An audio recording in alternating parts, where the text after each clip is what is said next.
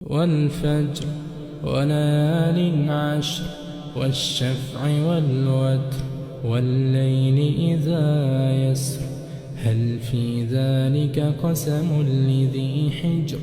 ألم تر كيف فعل ربك بعاد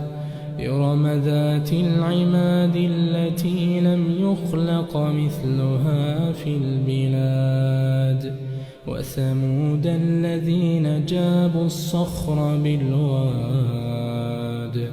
وفرعون ذي